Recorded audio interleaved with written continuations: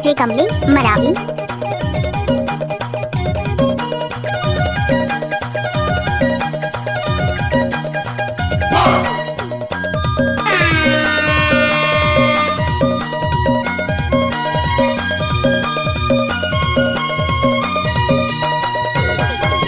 तोर दुल्हा जबर मतवार नेगे नोनी मोर घर बना ले ससुरार।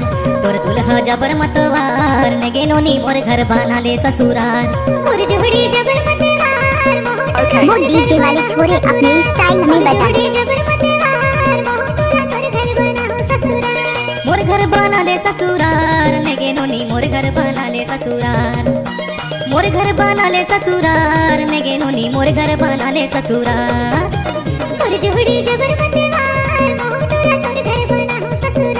Mixer master DJ Kamlesh Maravi.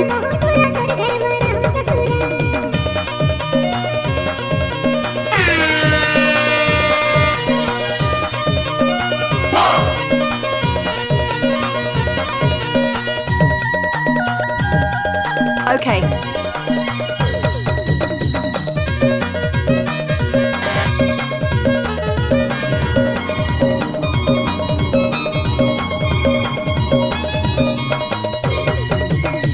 टने रूप गोरी झम झम काया रात सागर दे नोनी तो ही चला मैं माया।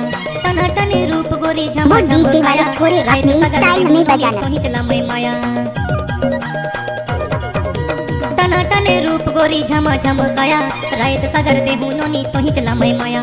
टना टने रूप गोरी झम झम काया रात सागर दे नोनी तो ही चला मैं माया। मोर जोड़ी जबर मतवार मोह तोरा तोर घर बनाऊं ससुराल। तोर दुल्हा जबर मतवार नेगे नोनी मोर घर बना ले ससुराल। किसी भी गाने को मिक्स करके डालना तो कमलेश मरावी का बाना हाथ का खेल है। Okay.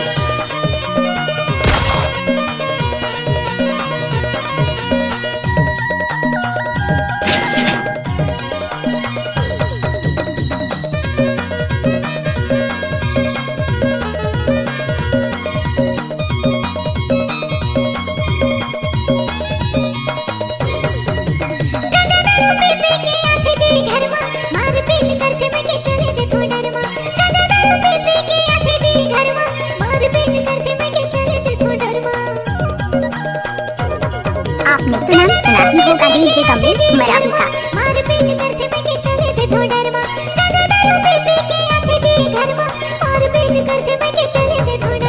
तोर दुल्हा जबर मतवार नेगे नोनी मोर घर बना ले ससुराल। तोर दुल्हा जबर मतवार नेगे नोनी मोर घर बना ले आप जिस ससुराल। गाने को मोर सुन घर रहे बना हैं ले मिक्स किया है कमलेश ससुराल मरावी नेगे ने। नोनी मोर घर बना ले ससुराल। मोर घर बना ले ससुराल नेगे नोनी मोर घर बना ले ससुराल। मोर दुल्हा जबर मतवार मोह तोरा तोर घर बनाऊं ससुराल। मोर दुल्हा जबर मतवार मोह तोरा तोर घर बनाऊं ससुराल। तोर दुल्हा जबर मतवार नेगे नोनी मोर घर बना ले ससुराल। तोर दुल्हा जबर मतवार नेगे नोनी मोर घर बना ले ससुराल। तोर दुल्हा जबर मतवार डीजे नेगे कमलेश नोनी मोर मरावी। घर